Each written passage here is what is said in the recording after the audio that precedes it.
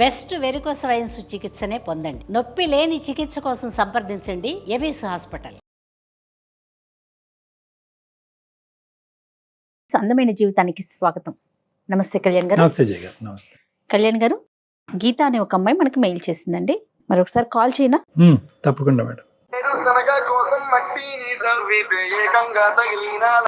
Hello గీత గారు, నమస్తే అండి. నేను జయాని అందమైన జీవితం ప్రోగ్రామ్ నుంచి కాల్ చేస్తున్నానండి.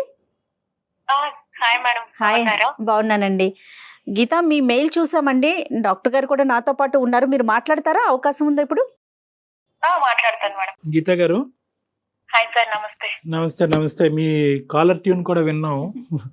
లంకెబిందు లాంటి భర్త దొరికాడా దొరకలేదు? దొరికాడని అందరూ అనుకుంటున్నారు సార్. అదే ప్రాబ్లం గురించే మెయిల్ చేశాను. చెప్పండి గీత. మేడం, నా ప్రాబ్లం అసలు చెప్పుకున్నా కూడా ఎవరికి అర్థం కాదేమో, కానీ నేను అనుభవిస్తున్నాను. నాకు తెలుసు. Okay okay. ఎన్ని ఇయర్స్ అవుతుంది మీకు పెళ్ళయి? 2 years మేడం. Okay, right.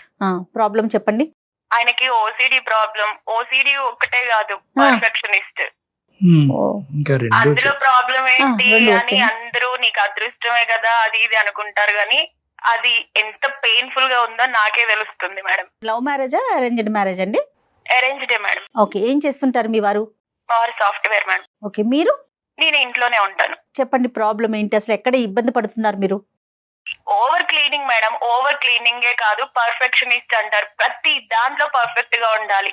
ప్రతి దాన్ని తుడిచి తుడిచి కడిగి కడిగి అందరూ అంటారు, నీకేమైంది, మీ వారు మంచిగా చూసుకుంటారు కదా, పర్ఫెక్ట్ గా ఉండడం ఈ రోజుల్లో తప్పేం కాదు కదా, నీట్ గా ఉండడం తప్పేంటి అని అనుకుంటా. ఎవరికి చెప్పినా ఇదే అంటారు నన్ను. ఆయన ఉంటారా, మిమ్మల్ని కూడా ఉంచాలని చూస్తారా? నా రిమోట్ ఆయన చేతిలో ఉంటుందేమో అనిపిస్తుంది. నన్ను ఒక బొమ్మలాగా ఆడిస్తారు. నన్ను ఉంచాలని నన్నే కాదు, చుట్టుపక్కల ఉన్నవి అన్ని అలాగే ఉండాలి ఆయనకి. కదమ్మా, చేతులు కాళ్ళు కడుక్కోవటం, స్నానం చేయటం వరకేనా, లేదంటే ఇంట్లో వస్తువులు కడగటం, తొడవటం ఇవి కూడా ఉంటాయా?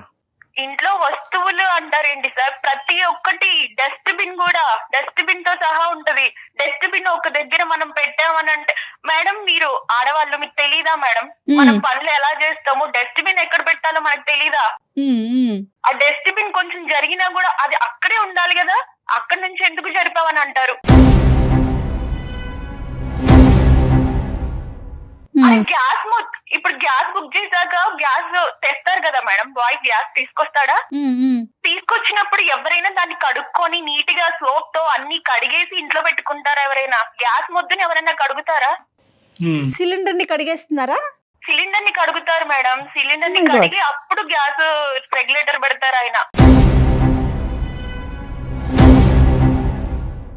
ఇప్పుడు ఎవరైనా 2 years మ్యారేజ్ అయింది అని అంటే ఎలా ఉంటారు ఒక్కొక్కళ్ళు? నేను మా వారు వస్తున్నారు, ఎప్పుడైనా సరదాగా ఉండాలి మా వారితోటి, వచ్చి రాగానే హగ్ చేసుకోవాలి అనిపిస్తుంది నాకు.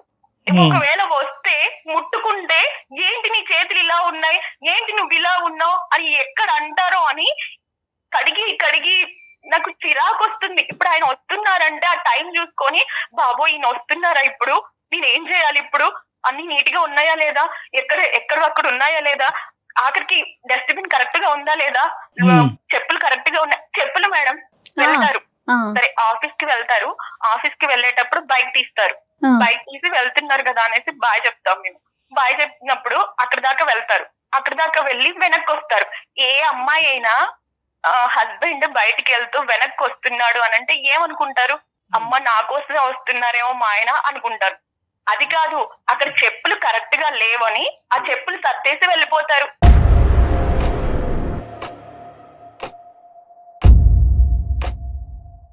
కాదు గీత, సర్దటం వరకే ఉంటుందా, లేకపోతే మిమ్మల్ని ఏమన్నా అరవటం అట్లా ఉంటుందా? ఏంటి ఇలా పెట్టావు, అలా పెట్టు. చూసుకోవడం బాగానే చూసుకుంటారు. ఏంటి ఇలా పెట్టావు అది కూడా అన్నారు, తనే తీసుకుంటారు. నేను అదే అంటున్నాను, నేను ఉన్నాను కదా, నేను చేస్తాను కదండి అని అన్నాక చెయ్యను అని అంటారు. 2 years బ్యాక్ మీ మ్యారేజ్ అయింది, పీక్ కోవిడ్ టైంలో మీ మ్యారేజ్ జరిగింది. ఇదేమైనా కోవిడ్ పరిణామమా? ఎవరన్నా చేయి తాకేటటువంటి అవకాశమే లేదు, దూరం నుంచి దన్నాల వరకే పెట్టుకున్నాం, ఇలా చాలా చాలా జరిగినాయి. ఇష్టానుసారం ఎవరికి వాళ్ళు శానిటైజర్లు, చేతులు కడగటం, ఇప్పటికీ చాలా మంది అలా కడుగుతూనే ఉన్నారు. ఇప్పటికీ ఆ ప్రాసెస్ కంటిన్యూ అవుతుంది.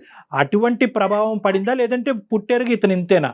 బై బర్త్ బై బర్త్ గురించి నేను అనుకోవట్లేదు సార్. వీళ్ళకి మధ్యలోనే వచ్చింది ఈ ప్రాబ్లం అని నేను అనుకుంటున్నా. మీ అత్తవారింట్లో ఎవరైనా ఇంత క్లీన్ గా ఉండటం, ఇంత క్లెన్జీగా ఈ చేదస్తాలు- ఫీల్ అవటం అలాంటివి ఉన్నాయా? లేరు మేడం, లేరు. ఎవరికి ఇతను లేవు. ఒక్కర్లే ఇలా చేస్తారు. అమ్మ ఎప్పుడైనా అమ్మ ఒకటి ఇప్పుడు ఇతను ఒకటే ఇలా చేస్తాడు అనేటటువంటిది యూజువల్ గా చాలా మంది అంటా ఉంటారు. కానీ చాలా వరకు ఈ అతి చాదస్తం ఏదైతే కనుక వాళ్ళు చెప్పేటటువంటిది అంటే ముందు జాగ్రత్త అంటారు, ఇంకొంతమంది చాదస్తం అంటారు, ఇంకొంతమంది పట్టింపు అంటారు. సైంటిఫిక్ గా ఇది ఆ గీతను దాటితే ఓసిడి అంటారు. చాదస్తము, ఓసిడి అనేవి చాలా తక్కువ వర్డ్స్ సార్. అంత చిన్నదైతే నేను మీకు మీ వరకు కాల్ చేసి చెప్పను సార్. అంటే నేను అనేది ఒకటేనమ్మా, నాకు మా హస్బెండ్ మీద కొంచెం రెస్పెక్ట్ ఉంది. ఈ మధ్య అసలు ఆయన చేసేదానికి నాకు అది కూడా పోతుంది. డ్రెస్ వేసుకుంటే కూడా ఆ డ్రెస్ మీద ఒక చిన్న దారం కనిపించినా కూడా ఆ దారం ఇలా లేసింది ఏంటి అని అడుగుతారు.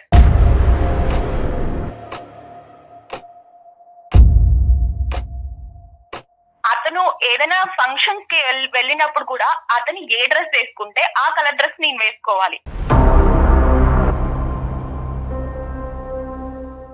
ఇది ఎలాగంటే కనుక స్టెప్ వైజ్ ఉంటుంది మేడం. ఫస్ట్ ఏంటంటే ఈ ప్రవర్తన ఏదైతే పట్టింపు ప్రవర్తన చాదస్తం ఇది వాళ్ళ వరకే ఉంటుంది ఫస్ట్ ఆఫ్ ఆల్. తర్వాత ఏంటంటే స్లోగా పక్కన వాళ్ళకి కూడా పాకుతుంది. ఏంటి గీతను అలా పెడుతున్నావు, అలా పెట్టకూడదు కదా, ఇది మాట. ఎప్పుడైతే కనుక ఇప్పుడు గీతలో ఫ్రస్ట్రేషన్ వస్తుంది, ఇప్పుడు ఆ అమ్మాయి ఏమంటుంది, ఇది ఓసిడి చాలా చిన్న మాట మేడం, దానికంటే పెద్ద అంశాన్ని నుంచి నేను సఫర్ అవుతున్నాను కాబట్టి మీ వరకు వచ్చి కాల్ చేశానంటే ఈ అమ్మాయి ఇప్పుడు రానున్న రోజుల్లో ఏంటంటే ఎదురు తిరుగుతుంది ఆటోమేటిక్. అది ఎంతకాలం ఈ చండాలం ఏంటి, దరిద్రం ఏంటి, ఈ జాగ్రత్త ఏంటి, ఇవన్నీ ఇప్పుడు కడగని వాళ్ళందరూ చచ్చిపోతున్నారా, అలా అయితే డాక్టర్లు హాస్పిటల్ ఇవన్నీ ఎప్పుడో లేచి చిరాకు వస్తుంది కదా. ఎప్పుడైతే కనుక ఈ అమ్మాయి ఆ ప్రవర్తన చూపెడతాదో అతనిలో ఇంకో యాంగిల్ అనేది స్టార్ట్ అవుతుంది. ఎందుకంటే ఎంత కాదనుకున్నా కూడా అతని సాంప్రదాయాన్ని అతని పట్టింపుని కాపాడుకోవాలని ప్రయత్నం చేస్తాడు. కానీ స్లోగా over a period of time పక్క వాళ్ళు నా వల్ల సమస్య అనుభవిస్తున్నారు అనేది హ్యుమానిటేరియన్ యాంగిల్ అనేది పోతుంది. ఉండదు. పక్కన వాళ్ళు నా వల్ల సఫర్ అవుతున్నారు అనేది ఆయనలో కొంచెం కూడా మీరు ఎప్పుడైనా డిస్కస్ చేశారా? నువ్వు ఓవర్ గా రియాక్ట్ అవుతున్నావు మేడం. అసలు నాతో డిస్కస్ చేయరు. నేను అతను పక్కన కూర్చుంటే పక్కన కూర్చొని మాట్లాడుతున్నా సరే చేతులు ఎక్కడ కడుక్కోమంటారో ఏం చేయమంటారో అని అసలు నేను పక్కకు కూడా వెళ్ళట్లేదు మేడం. చెప్పుకోలేనివి ఇంకా వైఫ్ అండ్ హస్బెండ్ మధ్యలో చాలా ఉంటాయి. అలాంటివి ఇంకా చాలా ఉన్నాయి, చెప్పుకోలేను. ఎవరికైనా చెప్దామన్నా కూడా ఇంత చిన్న విషయాన్ని ఎందుకు ఇలా చేస్తున్నావు, అవును కరోనా నుంచి ఇప్పుడు అందరూ అలాగే ఉన్నారు అని అంటున్నారు. మా అమ్మ వాళ్ళకి కూడా చెప్పుకోలేను నేను. లంచ్ చేసేటప్పుడు ప్లేట్స్ కడిగి తీసుకొస్తాను మేడం. తీసుకొచ్చాక కూడా మళ్ళీ తను వెళ్ళి కడుక్కొని తీసుకొస్తారు. అర్థమైందమ్మా. అంటే అప్పుడు అతని మనసులో కూడా కాన్స్టెంట్ గా ఉండేటటువంటి థాట్ ప్రాసెస్ ఏంటంటే కనుక ఏ నిమిషం ఏది ఎక్కడి నుంచి వచ్చి నేను తాకుతాదో, నెక్స్ట్ ఏది కడుక్కోవాలనేటటువంటి ఎజెండా ఉదయం నిద్ర లెగిసిన దగ్గర నుంచి పడుకునేంత వరకు ఉంటుంది. ఈ కడుక్కోవటం తుడుచుకోవటం అనేది లేనటువంటి సమయం ఏదన్నా ఉందంటే కనుక అది నిద్ర సమయమే. మరి ఆఫీసులో ఇలాంటి వాళ్ళు ఎలా హ్యాండిల్ చేస్తారండి? అంటే ఇది కూడా చాలా మంచి పాయింట్ అమ్మా. ఓసిడి అనేటటువంటి ప్రాబ్లం ఉండేటటువంటి వాళ్ళు లైఫ్ లో చాలా సక్సెస్ఫుల్ అయ్యేటటువంటి వాళ్ళు, కెరియర్ లో చాలా సక్సెస్ఫుల్ అయ్యేటటువంటి వాళ్ళు, చదువు రీత్యా కానీ తెలివితేటల రీత్యా కానీ చాలా అభివృద్ధిలో ఉండేటటువంటి వాళ్ళు. సో ఇదేంటంటే సహజంగా మనం అనుకుంటారు చాలా తెలివైన వ్యక్తి, కానీ పక్కనున్న భార్య ఎంత సఫర్ అవుతుందో తెలుసుకోవాలి. ఎందుకు సార్ అసలు అంటే ఏంటంటే ఇంకా అది ఒక ఉచ్చమ్మ, ఒక ఊబి, ఆ కడుగుడు తుడుపుడు అనేటటువంటి ఊబి. ఎలాంటి ఊబి అంటే కనుక ఇంకా ఆ ఊబిలోకి వెళ్ళిన తర్వాత పక్కన ఇందాక నేను చెప్పాను కదా, పక్క వాళ్ళు ఏమనుకుంటున్నారు, వాళ్ళు ఎంత బాధపడుతున్నారు, భార్య తల్ల చెల్ల అనేది కూడా ఉండదు. ఇదేదో కోవిడ్ సమయంలో వచ్చినటువంటి అంశం కింద నాకు అనిపించట్లేదు. దానికి ముందు నుంచే ఇతనికి చాదస్తం, ప్రతిదీ ఒక ప్రక్రియ, ఒక పద్ధతి ప్రకారం జరగాలనే ఆలోచన. కోవిడ్ రావడంతో దురదృష్టం కొద్ది నీది ఆ సమయంలో పెళ్లి అవడంతో ఇది కాస్త ఈ విధంగా మారిందని నేను అనుకుంటున్నాను. కోవిడ్ తగ్గినా కూడా ఆయన శుభ్రత మాత్రం తగ్గలేదు. బయట కూడా ఇలాగే చేస్తారు సార్, బయట కూడా ఇలాగే చేస్తారు. మేము మొన్న ఒకసారి మ్యారేజ్ కి వెళ్ళాము. నేను శారీ కట్టుకున్నాను, హెయిర్ జడ వేసుకుంటే నేను మా ఫ్రెండ్స్ దగ్గర కూర్చున్నాను. వచ్చి అక్కడ మా ఫ్రెండ్స్ దగ్గర నేను కూర్చుంటానా, వచ్చి అక్కడికి వచ్చి జడ ఇలా వేసుకున్నావేంటి, ముందుకు వేసుకో, చీర ఇలా సర్దుకో. అంటే యూజువల్ గా ఏంటంటే అమ్మ ఈ పర్సనల్ యాంగిల్ అనేది ప్రొఫెషనల్ లైఫ్ లో ఉండదు. ఎందుకంటే ఆఫీస్ అనేటప్పటికి టైంకి అవుతుందా లేదా, ప్రాజెక్ట్ అవుతుందా లేదా, మేనేజర్ సాటిస్ఫై చేశారు అనేది కానీ బాత్రూంలో ఇతను వెళ్ళి ఎన్నిసార్లు చేతులు కడుక్కుంటున్నాడు అనేది ఎవరు గమనించరు. కాబట్టి అక్కడ నడుస్తుందమ్మా. కానీ ఇంటికి వచ్చేటప్పటికి నా భార్య నేను చెప్పినట్టు అంటే ఇతను ఆటోమేటిక్గా ఏంటంటే మిమ్మల్ని ప్రేమించట్లేదని కాదు, కానీ అతను ఏదైతే ఒక తీరును ఆచరిస్తున్నాడో దాన్ని సమర్థించుకుని ఆ తీరుని మీరు కూడా కుటుంబ సభ్యులుగా మీరు ఆచరిస్తే అది మీ మంచి గురించే. మనకి ఏ జబ్బు రాజు ఏది రాదు. సో ఈ అనవసరమైనటువంటి సెంటిమెంట్ మీకు చాలా ఈజీగా అంటుకుంటుంది, బయట ప్రపంచానికి అంటుకోవటానికి చాలా కష్టం. నాకు అసలు ఏ ఫ్రీడమ్ లేదా అనిపిస్తుంది. ఆయన చెప్పిన డ్రెస్ వేసుకోవాలి, ఆయన కూర్చోమన్న చోట కూర్చోవాలి, ఆయన తుడవమన్నది తుడవాలి. నేను ఇలాంటి లైఫ్ మాత్రం నేను బ్రతకలేను సార్.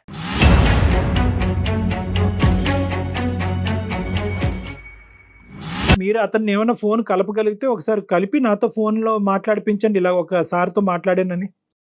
నాకైతే నమ్మకం లేదు, కలుపుతున్నాను సార్. ఓకే, ట్రై చేయండి. సహజంగా ఆడవాళ్ళలో ఇలా ఉంటుందండి. నేను ఎక్కువగా చూసింది ఓసిడి లక్షణాలు. హలో హలో, నేనే. హలో చెప్పు. బిజీగా ఉన్నారా? ఉన్నానులే, చెప్పు. నేను కళ్యాణ్ చక్రవర్తి గారు అందమైన జీవితం నుంచి కళ్యాణ్ చక్రవర్తి గారికి నేను మెసేజ్ చేశాను మీ ప్రాబ్లం గురించి.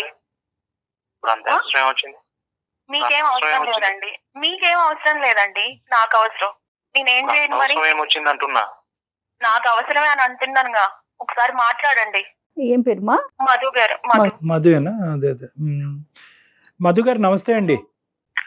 నమస్తే అండి డాక్టర్ గారు. నమస్తే. నమస్తే నమస్తే. మిమ్మల్ని మీకు ఇలా మీ భార్య గారు షాక్ ఇచ్చారేమో, కానీ మధు గారు ఏంటంటే ఆవిడ ఏదైతే మీరు ఒక పట్టింపు జాగ్రత్త శుభ్రం అని అంటున్నారో దానికి ఆవిడకి వేరే నిర్వచనం కనిపిస్తుంది. ఆవిడ అది అనుభవించలేక బాధపడుతుంది, ఎవరికి చెప్పుకోవాలో తెలియదు. చెప్పుకునే వాళ్ళందరూ కూడా మంచోడే కదా, జాగ్రత్తగా చూసుకునేవాడిని తీసుకొచ్చి నువ్వు వంక పెడుతున్నావు ఏంటని ఆ అమ్మాయిని తిరిగి మాట్లాడేటటువంటి ఒక దిక్కుతోచని పరిస్థితిలో మాకు చేయటం జరిగిందండి.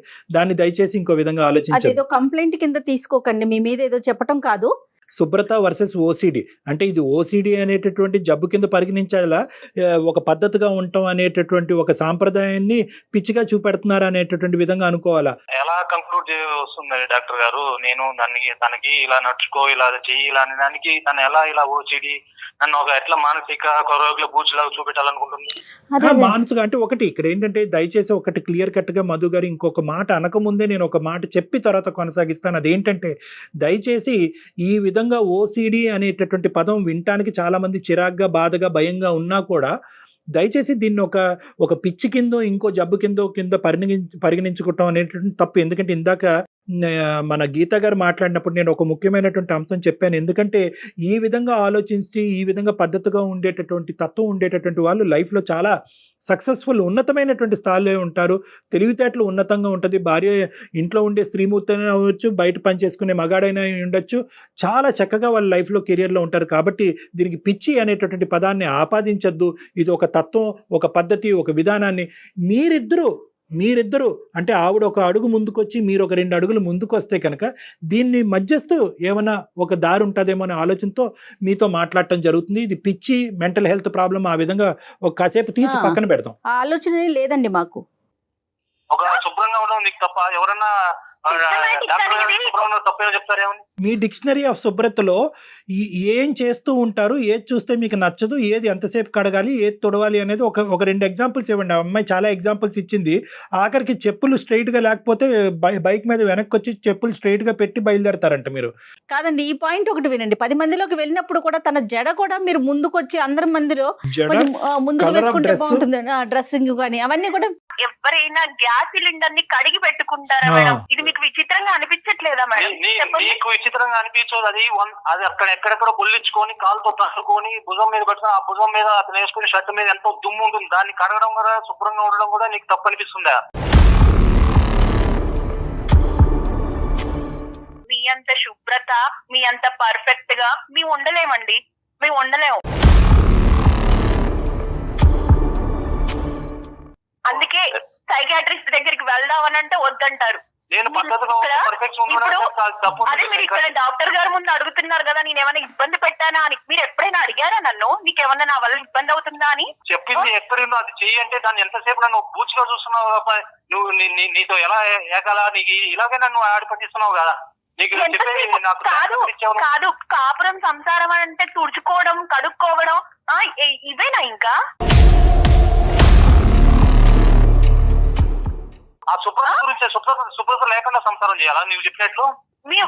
సరే మేము శుభ్రంగా ఉండలే, మీరే మీరే చిన్నప్పటి నుంచి శుభ్రంగా ఉండి పెరిగి శుభ్రంగా ఉన్న దగ్గరే వచ్చారులే గాని నేనైతే అలా ఉండలేను సార్. నేను శుభ్రం గురించి ఉండం, మీరు చెప్పండి శుభ్రంగా ఉండండి అన్నదానికి తప్ప ఒక వస్తువులు సిస్టమేటిక్ నేను అదే చెప్తున్నా, శుభ్రంగా ఉండండి అనడం తప్పు కాదు.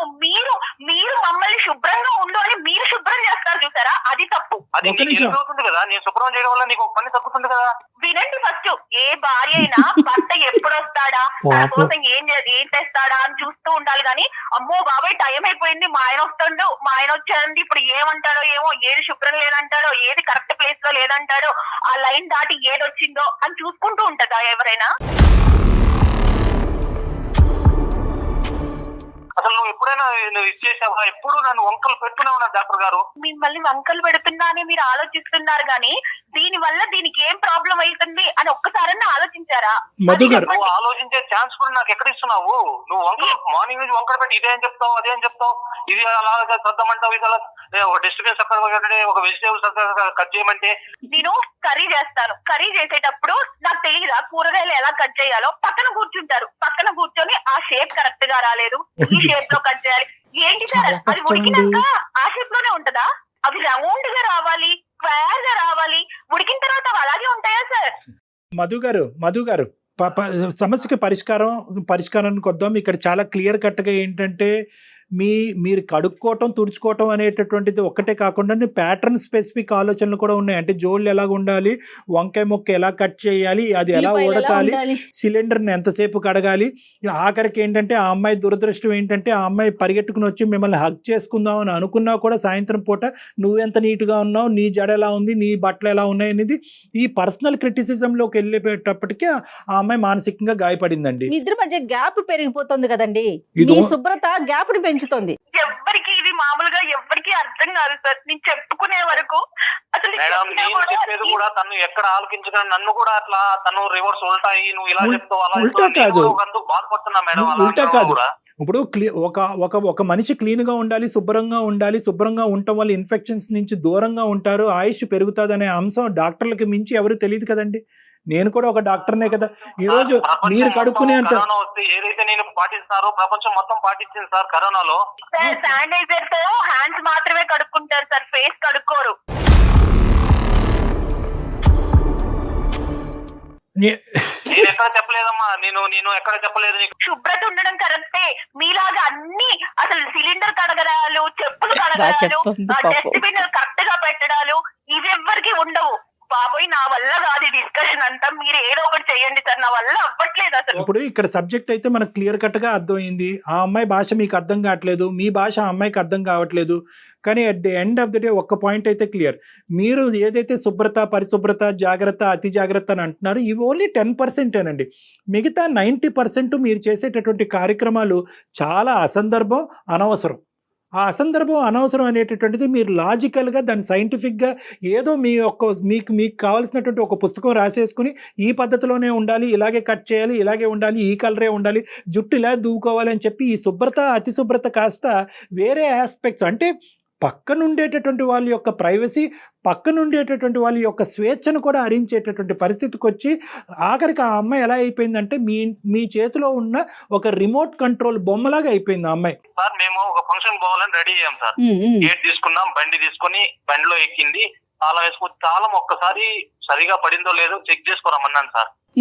వచ్చిన తర్వాత అదే చెక్ చేసుకొచ్చి రిటర్న్ వచ్చిన తర్వాత నా బైక్ ఎక్కి, నా బైక్ ఇంకా ఒకే టార్చర్, నువ్వు ఇలాగే చేస్తావు, నువ్వు ఇలాగే చెప్తుంటావు, మన ఫంక్షన్ హాల్ వరకు వెళ్ళినంత వరకు టార్చ్ సార్. నేను ఎక్కడ సరిగా డ్రైవింగ్ చేయలేని పరిస్థితి క్రియేట్ చేసింది సార్, అంత టార్చ్ చేసి. ఇలా మాట్లాడుకుంటే కొన్ని లక్షల సంఘటనలు ఉంటాయి. ఇక్కడ ఏమైంది అంటే కనుక ఇంకా ఈ అమ్మాయికి ఏది చేదస్తం, ఏది ఓసిడి అనేటటువంటి సంఘటన, ఏది నార్మల్ అనేటటువంటి ఆఖరికి ఏంటంటే ఈ అమ్మాయి మీతో పాటు ప్రయాణం చేసి ఈ అమ్మాయి ఒక కన్ఫ్యూజన్ లో వెళ్ళిపోయింది. అది ఒక్కసారి అయితే తన ఆ మాట అనకపోయి ఉంటుందండి.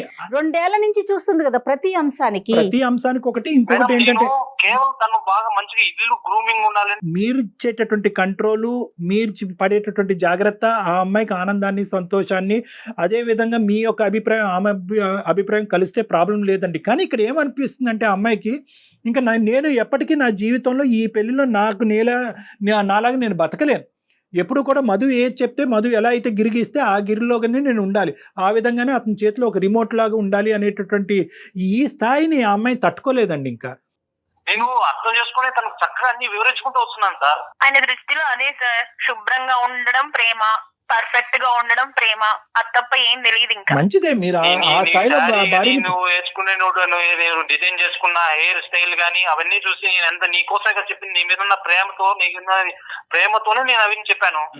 నేను అది కాదు, మీరు నన్ను ప్రేమగా చూడాలి కానీ చెరవేసుకుంటే బయట వాళ్ళకి బాగా కనిపిస్తావు, ఇల్లు నీటుకుంటే బయట వాళ్ళకి బాగా కనిపిస్తావు, వాళ్ళ గురించి ఆలోచిస్తారేంటండి, నాకు అర్థం కాదు. నేను ఎలా ఉన్నాను ఎందుకు పెద్దలు ఎందుకన్నారు ఇల్లు చూడు ఇంటిని చూడు ఇల్లాని చూడు అని ఎందుకన్నారు పెద్దలు? మరి ఎందుకు తీసుకుంటారు? మీ అంత సామెతలు, మీ అంత నీట్నెస్ చెప్తున్నాను కదా, మీ అంత అయితే మాకు ఏం చాతగావు. కానీ సరే ఇప్పుడు ఏం చేయమంటారు చెప్పండి, నా వల్ల కాదు. నా పర్మిషన్ తీసుకోవడం నువ్వు స్ట్రైట్ అవే డాక్టర్ దగ్గర ఎట్లా అమ్మా ఒక్క నిమిషం, మీరిద్దరు ఒక్క నిమిషం ఆగితే పరిష్కారం చెప్తాను. ఒకటి మధు, ఇక్కడ చాలా సందర్భాల్లో ఆ అమ్మాయి తట్టుకోలేక బయట వాళ్ళకి, ఇందాక కూడా నేను చెప్పాను, బయట వాళ్ళకి చెప్పినప్పుడు అంత బుద్ధిగా అంత పద్ధతిగా ఉన్న భర్తల మీద కంప్లైంట్ చేస్తామని చెప్పి బయట ప్రపంచం అది అప్రిషియేట్ చేయట్లేదు. ఎందుకంటే సమాజంలో చాలా మందికి, ఇంట్లో ఉన్న వాళ్ళకి, చదువుకున్న వాళ్ళకి, డాక్టర్స్ ఇంకా స్థాయిలో చదువుకున్న వాళ్ళకి కూడా ఓసిడి అనేటటువంటి కాన్సెప్ట్ పక్కనుండేటటువంటి భార్య కానీ భర్త కానీ అనుభవించే స్థాయికి ఎవరికి వెళ్ళదమ్మా. అది చాలా కష్టం, అది అర్థం కాదు. సో ఈ అమ్మాయి అందరికీ అర్థమయ్యేటటువంటి విధంగా చెప్పినా కూడా ఆ అమ్మాయికి పరిష్కారం దొరక్క సైకాట్రిస్ట్ దగ్గరకు పోదారా బాబు అంటే కనుక మీరు వినక మాకు ఫోన్ చేసింది. ఆ అమ్మాయి ఇదంతటిని ప్రేమ అనుకోవట్లేదు. మీరు ఎప్పుడన్నా అడిగారా ఇది ప్రేమ కింద వర్ణించచ్చా, ఇది నువ్వు ఆస్వాదిస్తున్నావా? నేను అడగకుండా నేను చూపించాను సార్, నేను దాన్ని ఆ విధంగా ఆమె నేను చూపించాను ఆ ప్రేమను. నేను మీరు ప్రేమ ప్రేమ ప్రేమ అని అంటున్నారు కానీ మీ మ్యారేజే రిస్క్లోకి వెళ్ళే పరిస్థితిలో ఉంది. ఆ అమ్మాయి నేను తట్టుకోలేకపోతున్నాను, ఇటువంటి పెళ్లిలో నేను ఉండలేకపోతున్నాను, నా బాధను ఎవరికి చెప్పుకోవాలో తెలియక ఆఖరి ప్రయత్నంగా డాక్టర్ గారు మీ దగ్గరికి వచ్చాననే మాట అంటుంది. నిజంగా మీ అతి జాగ్రత్త, అతి కడుగుడు మీ జీవితాన్ని త్యాగం చేసే పరిస్థితికి వచ్చింది. కాబట్టి నేను శుభ్రంగా పర్ఫెక్షన్ గా ఉండమని చెప్తున్నా సార్. నాతో భాగస్వామ్యాలు ఎవరైతే నాతో వచ్చిందో ఆవిడ కూడా అలా ఉండాలని కోరుకుంటున్నాను. ఇది శుభ్రత స్థాయి దాటిపోయింది సార్, శుభ్రత స్థాయి దాటిపోయి చాదస్తం అనే స్థాయి దాటిపోయి ఓసిడి అనేటటువంటి ఏరియాలోకి వెళ్ళిపోతుంది ఇది.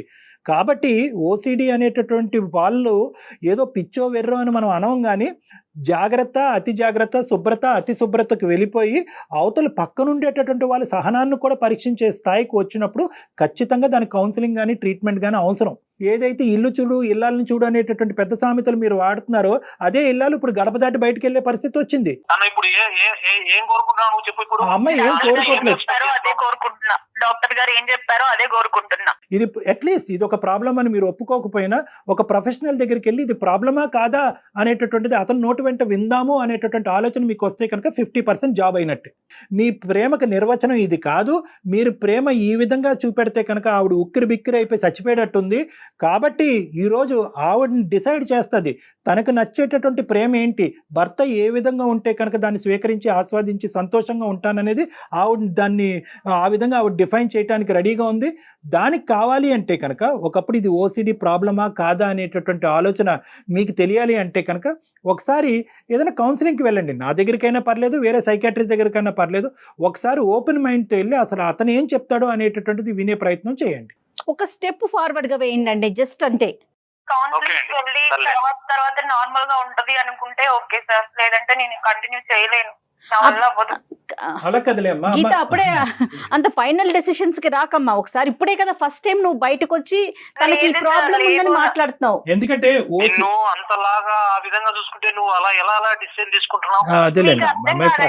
మాట్లాడుతుంది కానీ బాగా చూసుకుంటున్నాను అన్న భ్రమలోనే మీరు ఉండండి. నాకైతే నా వల్ల అవ్వట్లేదు. అలా కాదు గీత గారు, ఇప్పుడు మీరే చూడండి. మీరు తప్పుగా భావించద్దు. ఆ అమ్మాయి చాలా రోజులు బట్టి చాలా నెలలు బట్టి ఫ్రస్ట్రేట్ అయ్యి తన భావాన్ని ఎక్కడ వ్యక్తపరచలేక ఈ రోజు అలా వెలగక్కుతుంది. దయచేసి ఒక్క నిమిషం ఆ అమ్మాయి ఫ్రస్ట్రేషన్ మీరు అర్థం చేసుకోండి. నేను చాలా సంతోషిస్తున్నాను. ఈరోజు నేను బయటకు వచ్చి ఒక డాక్టర్తో మాట్లాడతాను అనే ఆలోచనకు మీరు రావటం అనేది ఈ రోజు ఈ కార్యక్రమానికి ఒక శుభ సూచకం. చాలా సంతోషం అండి. నెంబర్ 1. నెంబర్ 2 ఏంటంటే ఇంకా మీరు మళ్ళీ ఇంటికి వెళ్ళి నన్ను కలిసేంత వరకు మళ్ళీ ఏ డిస్కషన్లోకి వెళ్ళబాకండి. మిగతాది ఏదున్నా కూడా క్లినిక్ ప్రెమిసెస్లోనే మనం మాట్లాడుకుందాం. ఆ అమ్మాయికి కొన్ని కావాలి మీ దగ్గర నుంచి, అవి మీరు ఇవ్వటానికి రెడీగా ఉండండి. ఎందుకంటే at the end of the day మీరిద్దరు ఒకరి గురించి ఒకరు చేసుకోవట్లేదు, ఈ కుటుంబం గురించి చేసుకుంటున్నారు. రైట్. సరే అండి డాక్టర్ గారు, Super. మీరు చెప్పినట్టు పాటిస్తాను నేను. రైట్ Right, రైట్ right, గీత okay. మీరు కూడా ఇంకా ఇంతే సంగతులు అలాంటి అతను ఒక మాట ముందుకు వచ్చిన తర్వాత మీరు ఆ. ఎంకరేజింగ్ గా మాట్లాడాలి. అది ఓకేనా? ఒకసారి డాక్టర్ గారిని కలుద్దురు కానీ దాని తర్వాత మళ్ళీ మనం డిస్కస్ చేద్దాం. Okay okay Geeta, okay Geeta, all the best. Right అండి, thank you. Thank you. Thank you. నమస్తే డాక్టర్ గారు. నమస్తే జయ. Thank you. సుమన్ టీవీలో మీ పర్సనల్ అండ్ బిజినెస్ ప్రమోషన్స్ కోసం కింది నెంబర్కి కాంటాక్ట్ చేయండి.